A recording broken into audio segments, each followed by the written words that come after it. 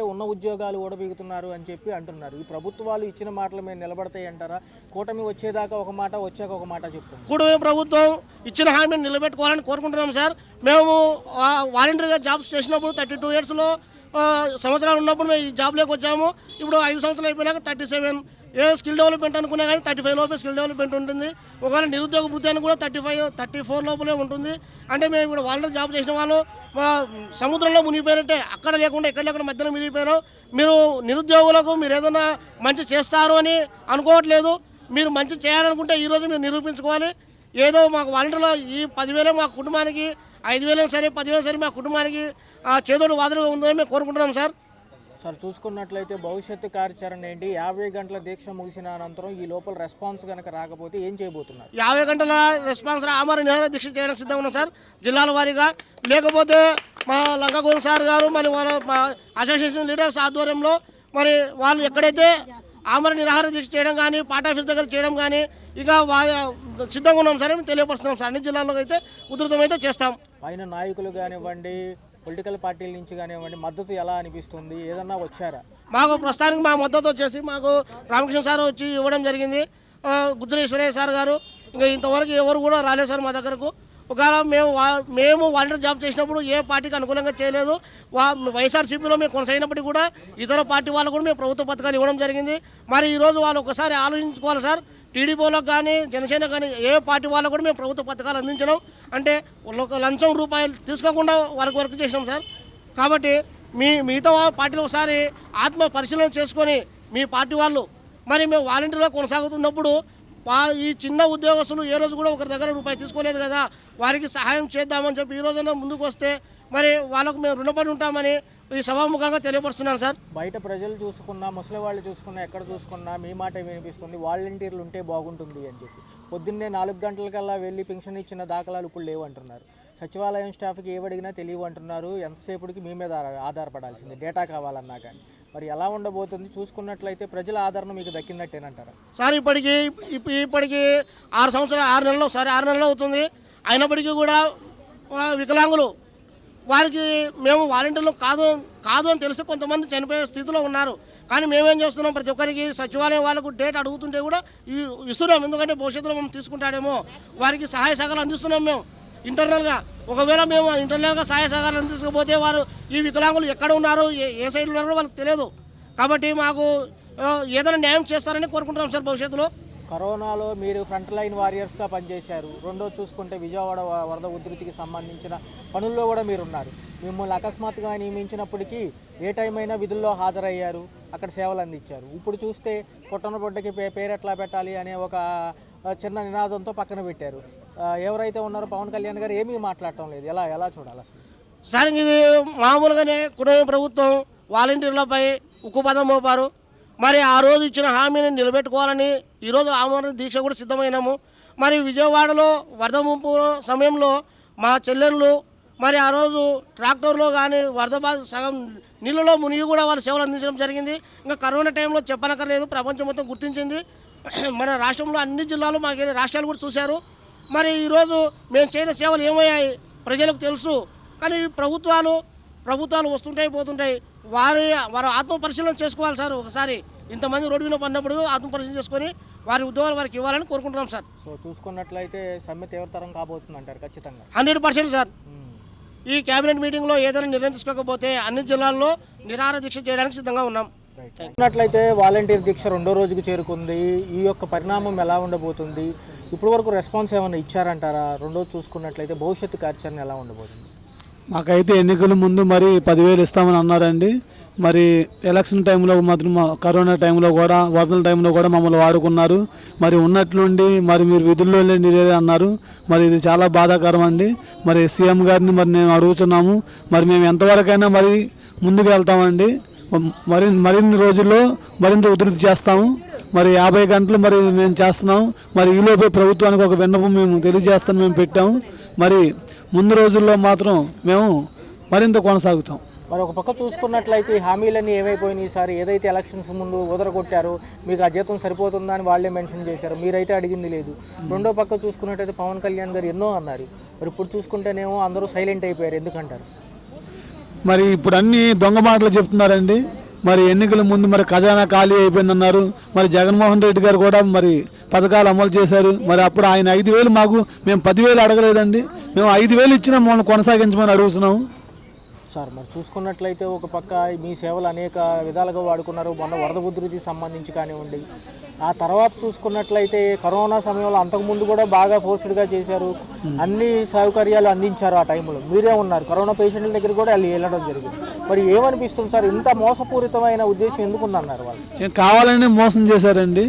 మరి మరి ఎలక్షన్ ముందు మరి ఓట్ల కోసం ఇదంతా ఒక కూటమి ప్రభుత్వం మాత్రం మాకు వాలంటీర్లు అర్థం చేసుకొని మేము అడుగుతున్నామండి. మరి మాకు 10,000 జీతం ఇవ్వకపోయినా మరి 5,000 జీతం మాకు ఉద్యోగ భద్రత కల్పించమని అడుగుతున్నాం. ముందు ఈ సమయం ఏదైతే మిమ్మల్ని పక్కన పెడుతున్నామని చెప్పే విషయంలో గౌరవ వేతనాలన్నా కనీసం ఇచ్చే పనిగా అంటున్నారు. అసలు ఆ విషయం ఎందుకు ప్రస్తావించలేదు వాళ్ళు?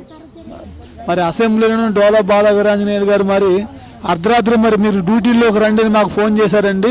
మరి మా దగ్గర నుంచి ఫోన్లు కూడా మరి మీకు తీసుకున్న ఫోన్లు మరి వెంటనే మీకు ఇస్తున్నామని చెప్పి మీరు డ్యూటీలోకి రేపు నుంచి రావాలని చెప్పి మరి అర్ధరాత్రి కూడా మాకు కాల్ చేసి మేము రావడం జరిగింది. మరి అలాంటి అన్ని మాటలు మరి సడన్గా మరి లేకపోయేసరికి మాకు చాలా బాధాకరంగా ఉంది. మరి భవిష్యత్తు కార్యాచరణ ఎలా ఉండబోతుంది? 50 గంటల దీక్ష అనంతరం ఒకవేళ ప్రభుత్వం మిమ్మల్ని చర్చలకు పిలిస్తే సఫలం అయితే ఓకే, ఒకవేళ ఏమి చెప్పకపోతే ఎలా ఉండబోతుంది? మరి ఏమి చెప్పకపోతే మాత్రం మేమైతే మరి ధర్నాను కంటిన్యూ చేస్తామండి. మరింత రోజుల్లో మరి ఉధృతంగా చేస్తాము. మరి ట్రాఫిక్ కూడా అంతరాయం కలిగేటట్టు చూస్తాం. అది నా పేరు ఎండి జహీరుద్దీన్. నేను 2059 నుంచి వచ్చాను. ఇక్కడ వచ్చినందుకు అందరికీ ధన్యవాదాలు. నేనేంటంటే నేను హ్యాండిక్యాప్ని చూడండి ఒకసారి. Right sir, right right. అయితే నాకు గత 5 సంవత్సరాల నుంచి చాలా బాగా చేశాను, అందరికీ సేవలు కూడా అందించాను. అయితే ఈ ప్రభుత్వం వచ్చిన నుంచి అందరికీ తీసేసింది వాలంటరీ వ్యవస్థ అనేది లేదు. అయితే ఇప్పుడు ఏదైతే మీరు ఇప్పుడు ఈ నిరసనకు దిగారో భవిష్యత్తు కార్యాచరణ ఎలా ఉండబోతుంది? ఈ ఇప్పుడు రెండో రోజు చేరుకున్నారు, 50 గంటల దీక్ష అంటున్నారు. ఏదైనా చర్చలకు వాళ్ళు ఏమన్నా పిలిచారా? లేదండి, పిలవాల. అసలు గవర్నమెంట్ నుంచి అసలు ఏం రాలేదు. వచ్చింది అంటే వచ్చేటట్టు చేసినాం దీక్ష కోసం. మీరు చూసుకున్నట్లయితే గత ప్రభుత్వంలో ఉన్నారు, ఈ ప్రభుత్వంలో మొన్నటి వరకు ఉన్నారు, వరద ఉధృతిలో కూడా మీరు ఎదుర్కొన్నారు. ఒక పక్క చూస్తే మీ సేవలు అందరూ కావాలని ప్రజలు అడుగుతున్నారు. మరి ఒక పక్క చూసుకుంటే వీళ్ళు ఎందుకు నిర్లక్ష్యంగా ఉన్నారు? అది గవర్నమెంట్ చూడాలండి, చూస్తే కానీ సరిపోద్ది. ఇప్పుడు ఎన్ని నెలల గౌరవ వేతనం పెండింగ్లు ఉన్నాయి మీకు? 7 నెలలు. 7 నెలల నుంచి రాలేదు నాకు. అయితే అందరికీ ఒకసారి సైడ్ సార్ చెప్పండి సార్, ఏమంటున్నారు అసలు జనరల్గా వీళ్ళు ఏమంటున్నారు? చూసుకున్నట్లయితే నేను 255 సచివాలయం అండి, విజయవాడ వడ్డేరు కాలనీ నుంచి. నా పేరు నారాయణ. మేము ఎంతో సేవ చేసామండి. ఆ సేవ చేసిన దానికి ఒక్కొక్క ఫలితం కూడా లేదు. మాకు ఫలితం ఉన్నా లేకపోయినా మాకు అంత బాధ లేదు. కాకపోతే ఏంటంటే మమ్మల్ని ప్రజలకు దూరం చేసేసారు. ప్రజలు ఇప్పటికి కూడా మమ్మల్ని చూసి అడుగుతున్నారు, ఎప్పుడు వస్తారండి, మీరు ఎప్పుడు వస్తారండి? చంద్రబాబు నాయుడు గారు మీకు హామీ ఇచ్చారు కదా, 10,000 వేతనం ఇస్తామని చెప్పి అన్నారు కదా, మీరు ఎప్పుడు వస్తారు మాకు చెప్పండి అని చెప్పి నేను ఇప్పటికీ అడుగుతున్నారు. వాళ్ళ మాట వాళ్ళు అడిగే క్వశ్చన్లకి మన దగ్గర సమాధానం అంటూ లేదు. మేము వాలంటీర్గా ఉన్నప్పుడు కరోనా టైంలో ఎన్నో ఇచ్చేసాం. ఆఖరికి ఏఎన్ఎం మేడం కూడా కొన్నిసార్లు వెళ్ళడానికి ఇబ్బంది పడినా కూడా మా క్లస్టర్లో ఉన్నారు మా వాళ్ళు అని చెప్పనని ఆ 50 కుటుంబాలకి మేము ఎన్నో సేవ చేసాం. ఆఖరికి నాకు 2 సార్లు కూడా కరోనా ఎఫెక్ట్ అయ్యింది. ఆ కరోనా ఎఫెక్ట్ అయిన తర్వాత కూడా ఐసీయూలో ఉన్నా. నేను ఐసీయూలో ఉన్న తర్వాత మళ్ళీ కరోనా అయిపోయిన తర్వాత మళ్ళీ వేరేది కూడా ఎఫెక్ట్ అయింది నాకు, మైస్థీనియా గ్రావిస్ అని చెప్పాను. ఐసీయూలో ఉన్నప్పుడు మా 50 కుటుంబాలు ఏవైతే ఉన్నాయో వాళ్ళ పెన్షన్స్, ఒక 2 నెలల పెన్షన్స్ మొత్తం నాకే ఇచ్చారు. మొత్తం తీసుకొచ్చి నేను ఐసీయూలో ఉన్న డబ్బులు లేకపోయినా కూడా అంత కష్టపడి వాళ్ళు నన్ను ఇచ్చేసుకున్నారు. ఆ కుటుంబాలకి నేను ఏమీ చేయలేకపోయినా గవర్నమెంట్ తరఫున వచ్చే ఏదైతే పథకాలు ఏవైతే ఉన్నాయో వాళ్ళకి నేను ఇదిగా ఇచ్చేసాను. నేను అవి వచ్చిన ప్రతిసారి వాళ్ళకి ఏదో తెలియని ఆనందం అనమాట. మా వాళ్ళు మాకు గవర్నమెంట్ ఇచ్చినా ఇవ్వకపోయినా మాకు వీళ్ళు ఇచ్చారు అని చెప్పానని ఒక ఇదిగా ఉండేది వాళ్ళకి. అదొకటే కాదండి, మన వరదల్లో కూడా మా ఇల్లు 8 అడుగుల వాటర్లో నిండిపోయి ఉంది.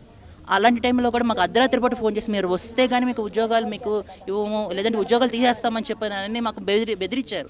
కాన్ఫరెన్స్ కాల్ పెట్టి ఈవెన్ కలెక్టర్ మేడం డైరెక్ట్గా చెప్పారు, వాలంటీర్స్ ఎవరైతే రాకపోతారో వాళ్ళకి ఊస్టింగ్ ఆర్డర్స్ ఇచ్చేసేయండి, ఎవరైతే కొత్త వాళ్ళు వస్తారో వాళ్ళని తీసుకుని వాళ్ళకి అపాయింట్మెంట్ లెటర్ ఇవ్వకూడమండి అని చెప్పారు. మరి ఏ జీవో మీద తీసుకుంటే మన అపాయింట్మెంట్ లెటర్ ఇస్తామని చెప్పి నన్ను అనుకున్నారు. ఆ టైంలో మేము మా కుటుంబాలను వదిలేసేసి 50 కుటుంబాల గురించి కదండి, లారీల్లోనూ, నెక్స్ట్ వాటర్ ఫుడ్ ప్యాకెట్స్ పంచిపెడతానికి అని చెప్పని ట్రాక్టర్లోనూ నడుచుకుంటూ వెళ్ళి ఈ 6 అడుగులు 7 అడుగులు వాటర్లో వెళ్ళి ఇప్పటికీ కాళ్ళు ఇంకా ఇదైపోయాయండి మాకు. అంత కష్టపడి మేము చేసినప్పుడు ఆ కష్టానికి ఫలితం ఏది? ఇన్ని రోజులు మాకు ఇస్తామని నమ్మకం ద్రోహం చేశారు మమ్మల్ని. ఒకటి చెప్దాం అనుకుంటున్నానండి, సీఎం గారు మీరు మాకు 10,000 రూపాయలు ఇస్తామని చెప్పి మేము ఎప్పుడూ అడగలేదు, కానీ మీ అంతటి మీరే హామీ ఇచ్చారు, ఒక తండ్రిలాగా హామీ ఇచ్చారు. ఒక బిడ్డలకి ఇంత అన్యాయం జరుగుతుంటే ఒక తండ్రిలాగా ఉండి మీరు అన్యాయం చేస్తారంటే అది మీ విజ్ఞతకి మేము వదిలేస్తున్నాం. ఈవెన్ మన పవన్ కళ్యాణ్ గారు మేము అడగకపోయినా కూడా అమ్మ నాకు మీరు 5,000కి చేసే ఉద్యోగానికి మీరు 10,000 చేసే మనసు నాకు ఉందమ్మని చెప్పన్నారు. మరి ఇప్పుడు ఆ మనసు ఎక్కడికి వెళ్ళిపోయిందో నాకు అది అడుగుతున్నాను. ఆ మనసు ఎక్కడికి వెళ్ళిపోయింది? అది అంత మంచి మనసు ఉన్నారని చెప్పారని మిమ్మల్ని మేము గెలిపించుకున్నాం, అభిమానం కొద్దీ గెలిపించుకున్నాం. నేను మీకు అభిమానినే. ఫస్ట్ రోజు సినిమా చూడాలని చెప్పి మాకు ఉంటుంది. చాలామంది అడుగుతున్నారు 2 లక్షల 5,000కి 5,000 ఉద్యోగం కూడా ఒక ఉద్యోగమేనా అని చెప్పానని. కానీ 5,000కే మేము 2,60,000 మంది ఉద్యోగం చేయడానికి మేము నిర్ణయించుకున్నాం. అంటే 5,000 మాకు ఎంత అవసరమో ఆలోచించండి. ఇంత చిన్న ఉద్యోగం చేసే వాళ్ళు పొట్ట కొట్టేసేస్తున్నారండి మీరు. అది మీకు న్యాయం అని మేమే అడుగుతున్నాం. ఇది నేను ఎమోషనల్గా ఏం చెప్పట్లేదండి. ప్రతి 5-6 నెలల నుంచి మేము మదన పడుతున్నాం, తీసుకుంటారా లేదా అని చెప్పి మదన పడుతున్నాం. ఆ మదన పడినందుకైనా ఆ బాధకైనా కొంచెం మీరు రెస్పాండ్ అయితే అదొక 10,000 కింద ఉంటుంది మాకు. కనీసం రెస్పాండ్ కూడా ఇవ్వట్లేదు, కనీసం హామీ ఇవ్వకపోయినా పర్వాలేదు, అమ్మ మేము చూస్తామని చెప్పినా కూడా అనట్లేదు. మరి ఏం చేయాలో మాకు అర్థం కావట్లేదండి. అందుకే ఈ 50 గంటల దీక్ష తీసుకున్నాము. ఇది ఇంతటితో ఆగదండి. మా సమస్య తీరేంత వరకు మాతో పాటు నడిచి వచ్చేవాళ్ళు కొన్ని వేల మంది ఉన్నారు. మామూలు పబ్లిక్లో కూడా మీరు వెళ్ళి అడగండి, మా వాళ్ళందరూ చెప్తున్నారు, పబ్లిక్లో వెళ్ళి మీరు అడగండి. ఏ ఒక్కరైనా నెగిటివ్గా చెప్తే ఏ వ్యవస్థ కూడాను పర్ఫెక్ట్గా ఉండదండి. పోలీస్ వ్యవస్థ కానీ రాజకీయ వ్యవస్థ కానీ ఏదైనా పర్ఫెక్ట్గా ఉండదు. ఎక్కడో ఒకటి తప్పులు జరుగుతాయి, కానీ తప్పులు మాత్రమే వేలెత్తి చూపిస్తుంటే పక్కనున్న మంచి మీరు చూడలేకపోతున్నారు. అది నాకు ఎందుకు అర్థం కావట్లేదు. దయచేసి మీరు అర్థం చేసుకోండి, మా బాధ అర్థం చేసుకుని ఒక తండ్రిలాగా సీఎం గారు ఒక తండ్రిలాగా మీరు ఆలోచించండి. పవన్ కళ్యాణ్ గారు ఒక అన్నలాగా మీరు ఆలోచించండి. ఇంతమంది అన్నదమ్ములు, ఇంతమంది అక్క చెల్లెళ్ళు, ఇంతమంది బిడ్డలు అన్యాయం అయిపోతున్నారు. 2,60,000 మంది రోడ్డు మీద పడుతున్నారంటే వాళ్ళ కుటుంబం మీద ఎంతమంది ఉంటుంది. పోనీ మీరు అలాగ ఆలోచించకపోయినా ఎలక్షన్స్ టైంలో మాకు ఓట్ పడతాయని చెప్పారని 10,000 రూపాయలు హామీ ఇచ్చారు. ఇప్పుడు అదే అడుగుతున్నారు. రేపు వచ్చే ఎలక్షన్స్లో మాతో పాటు మా కుటుంబాలు, ఆ కుటుంబాలకి ఒక్కొక్క వాలంటీర్ దగ్గర 5 ఓట్లైనా ఉంటాయి. 5 ఓట్ల గురించి కూడా ఆలోచించండి. ఆ 5 ఓట్లు రేపు పొద్దున్న మీకు వెళ్ళిపోతాయి, మీ బ్యాంకులో ఓట్ బ్యాంక్ నుంచి వెళ్ళిపోతాయని చెప్పి ఆలోచించండి. అంతే అండి. Thank you sir. అలాగే ఈరోజు రేపు కూడా మా యొక్క ఆత్మగౌరవ దీక్షను 50 గంటలు పూర్తి చేసే లోపు ఏదైనా స్పందన వస్తే గవర్నమెంట్ నుంచి ఓకే, ఇన్కేస్ ఎటువంటి స్పందన రాకపోతే మొత్తం ఏపీ మొత్తంగా వాలంటీర్లు అందరం కలిసి మూకుమ్మడిగా ఆమరణ నిరాహార దీక్ష చేయడానికి సిద్ధంగా ఉన్నాము. మా 2,60,000 మంది కూడా అట్లాగే అయినా కూడా మాకు ఎటువంటి స్పందన రాకపోతే ఉండవల్లిలోని చంద్రబాబు గారి నివాసాన్ని ముట్టడిస్తానికి కూడా మేము నిర్ణయించుకున్నాము. ఉప ముఖ్యమంత్రి పవన్ కళ్యాణ్ గారు ఏమైనా స్పందించినట్లు అనిపిస్తుందా? అసలు ఆయన కూడా మొండిగానే ఉన్నారంట. లేదండి, ఆయన కూడా ఇప్పటివరకు ఎటువంటి స్పందన లేదు. ఆయన కూడా ఎలక్షన్ క్యాంపెయిన్లో ఉండగా మీకు 5,000కి 5,000 ఇచ్చి మీ ఆడవాళ్ళందరికీ న్యాయం చేస్తానమ్మా అని చెప్పి ఆయన కూడా ఎలక్షన్ క్యాంపెయిన్లో మాకు హామీ ఇవ్వడం జరిగింది. అయినా కూడా ఆయన దగ్గర నుంచి కూడా ఎటువంటి స్పందన ఇంతవరకు రాలేదు. ఉప ముఖ్యమంత్రి గారు తలుచుకుంటే ఇది ఆయనకి చాలా సింపుల్ వర్క్. ఆయన చేయాలనుకుంటే ఆయన తలుచుకుని సీఎం గారితో మాట్లాడి ఇద్దరు అనుకుంటే ఇది చాలా ఈజీ అండి, పెద్ద కష్టమేమీ కాదు. ఇప్పుడు వాలంటీర్లకి సాక్షి పేపర్ గురించి 200 రూపాయలు ఇవ్వకూడదని జీవో పాస్ చేశారు. అన్నా క్యాంటీన్లు పెట్టడానికి జీవో పాస్ చేశారు. అట్లాగే ఇంకా ఈ కుటుంబ ప్రభుత్వం వచ్చాక చాలా జీవోలు, కొత్త జీవోలు వీళ్ళు మద్యం పాలసీ, పాత మద్యం పాలసీని క్యాన్సిల్ చేసి కొత్త మద్యం పాలసీ కూడా జీవో క్రియేట్ చేశారు. మరి ఇన్ని జీవోలు క్రియేట్ చేసిన వాళ్ళు వాలంటీర్స్ కంటిన్యూ చేయడానికి జీవో తేవడం వీళ్ళకి అంత కష్టమేమీ కాదు, చాలా సింపుల్. కానీ వాళ్ళు కొంచెం ముందు వైఖరిగా వైఖరిస్తున్నారు. వాళ్ళు తలుచుకుంటే ఇది చాలా సింపుల్ అండి. మా వాలంటీర్లు అందరి కుటుంబాల్లో దృష్టిలో పెట్టుకుని సీఎం గారు, డిప్యూటీ సీఎం గారు మీరు చర్చించుకొని మాకు న్యాయం చేయాలని చెప్పి మీడియా ద్వారా మేము కోరుచున్నాము. Thank you.